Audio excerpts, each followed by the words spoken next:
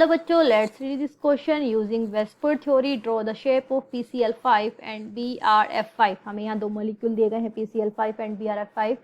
इसका हमें structure draw करना है। सो द की कंसेप्ट यहाँ पर लग जाएगा, दैट इज, देखिए हमें यहाँ पर पहले तो वैलेंस इलेक्ट्रॉन देखने हैं ऑन सेंट्रल एटम, ठीक है। फिर देखना है वो सेंट्रल एटम पे बॉन्ड पेयर कितने हैं, सिग्मा बॉन्ड कितने बना रहा है वो, और उस पे लोन पेयर कितना है, number of lone pair check करने हैं। तो उसी के थ्रू फिर हम इसका स्ट्रक्चर आइडेंटिफाई करेंगे वेस्पर थ्योरी लगा के। तो first molecule we have that is PCl5। Phosphorus इसमें क्या हो जाएगा, सेंट्रल एटम। और फॉस्फोरस के आउटर मोस्ट में इलेक्ट्रॉन होते हैं आपके 5, यानी कि इसके 5 वैलेंस इलेक्ट्रॉन हो गए, ठीक है। तो मैं इसको कैसे अरेंज कर लेती हूँ, फॉस्फोरस P हो गया। अगर मैं एक नॉर्मल ऐसे ही डायग्राम बनाऊँ तो ये 3 4 5। अब क्लोरीन क्या है, हैलोजन है। इसको अपना ऑक्टेट कंप्लीट करने के लिए एक इलेक्ट्रॉन और चाहिए। 7 वैलेंस इलेक्ट्रॉन होते हैं ना क्लोरीन में। तो ये ऐसे एक सिंगल बॉन्ड बना लेगा फॉस्फोरस के साथ by sharing of chlorine and phosphorus electron. तो यहाँ पे देखिए कितने बॉन्ड पेयर हो गए, 1 2 3 4 5, मीन्स सिंगल बॉन्ड 5 है। इनको सिग्मा बॉन्ड भी कह सकते हैं। तो यहाँ पर फॉस्फोरस पे हो गए 5 sigma bonds plus 0 lone pair. Total कितना हो गया, 5 सिग्मा बॉन्ड। 5 सिग्मा बॉन्ड का मतलब sp3d, मीन्स इसमें 5 ऑर्बिटल्स यूज हुए हैं फॉस्फोरस के। एक s ऑर्बिटल, 3 p ऑर्बिटल और 1 d ऑर्बिटल, जो आपस में ओवरलैप करके 5 हाइब्रिड ऑर्बिटल sp3d बना रहे हैं, जिनकी एनर्जी इक्वल होगी। अब ये sp3d का मतलब क्या हो गया कि इसकी शेप होनी चाहिए ट्राइगोनल बाई पिरामिडल, मीन्स इसमें एक ट्राइगन होगा और 2 पिरामिड होंगे। तो देखिए कैसे इसका स्ट्रक्चर हो जाएगा PCl5 का। ये जो मैंने रफ डायग्राम बनाया था, दूसरी स्ट्रक्चर कह सकते हैं इसको। तो ट्राइगन, तो देखिए ये आपको ट्राइगन शेप दिख रही है एक।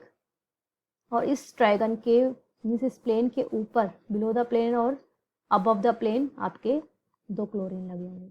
उस ट्राइगन के कॉर्नर में एक एक क्लोरीन। तो ये हमारी शेप हो गई PCl5 की ट्राइगोनल बाई पिरामिडल। नेक्स्ट में दिया है दैट इज BrF5, ठीक है। तो ब्रोमीन यहाँ पे सेंट्रल एटम हो जाएगा। इसके आउटर मोस्ट इलेक्ट्रॉन में 7 इलेक्ट्रॉन होते हैं, that is this is valence electron. Valence electron, 7 valence electrons हो गए ब्रोमीन के आउटर मोस्ट में। तो इसको मैं अगर एक रफली डायग्राम अरेंज करूँ तो 1 2 3 4 5 6 और यहाँ पे 7। फ्लोरीन भी क्या है, आपका हैलोजन है। इसको अपना ऑक्टेट कंप्लीट करने के लिए भी एक इलेक्ट्रॉन चाहिए। तो ये ब्रोमीन के साथ क्या करेगा, अपना एक सिंगल बॉन्ड बना लेगा इस तरीके से। और ब्रोमीन अपना ऑक्टेट एक्सपेंड कर सकता है क्योंकि इस पे वैकेंट डी ऑर्बिटल होता है। तो अगर आप इसको देखेंगे स्ट्रक्चर को, तो इसमें अगर आप बॉन्ड पेयर देखेंगे, मतलब सिग्मा बॉन्ड कितने हैं, 1 2 3 4 और 5, यानी कि इसमें 5 सिग्मा बॉन्ड्स हैं। और लोन पेयर देखिए ये वाला जो है वो दैट इज लोन पेयर, क्योंकि ये किसी में शेयरिंग में पार्ट नहीं ले रहा। तो 1 लोन पेयर। अब इसको ऐड कर दीजिए, 5 + 1 6, यानी कि 6 ऑर्बिटल जो है ब्रोमीन के वो यूज हुए हैं इसमें।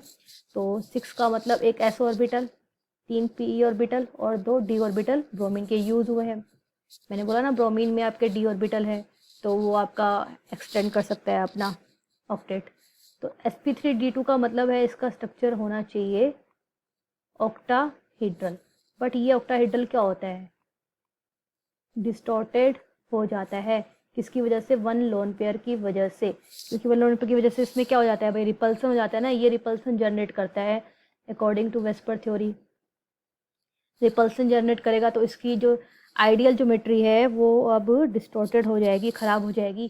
तो किस में कन्वर्ट हो जाता है, स्क्वायर पिरामिडल, यानी कि इसमें एक स्क्वायर होगा और साथ में एक पिरामिड होगा, पिरामिडल।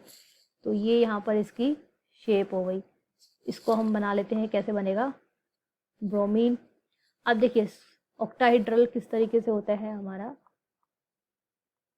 ये आपके एक स्क्वायर रहेगा इसमें, और एक ये यहाँ पे 2 पिरामिड हो गए। तो देखिए ऑक्टाहेड्रल इस तरीके से शेप होती है। अगर इसमें कोई लोन पेयर नहीं होता ना तो इसकी शेप ऐसे होती है, और सबके कॉर्नर में हमारे ये जो ग्रुप्स हैं, लाइगेंड्स हैं, वो लगे रहते हैं। लेकिन अब क्या है, इसकी ज्योमेट्री डिस्टॉर्टेड हो गई है due to the presence of 1 lone pair, तो इसकी ज्योमेट्री अब ऑक्टाहेड्रल नहीं रहेगी। तो मैंने इसको हटा दिया ऐसे, ठीक है। तो कॉर्नर्स पे हम लगा देते हैं, यहाँ पर क्या लग जाएगा आपके पास, 5 फ्लोरीन है, ये लगा दिया आपने, ये फ्लोरीन यहाँ लग गया, और यहाँ पर आ जाएगा आपका लोन पेयर। इसको मैंने ऐसे दिखा दिया, ठीक है।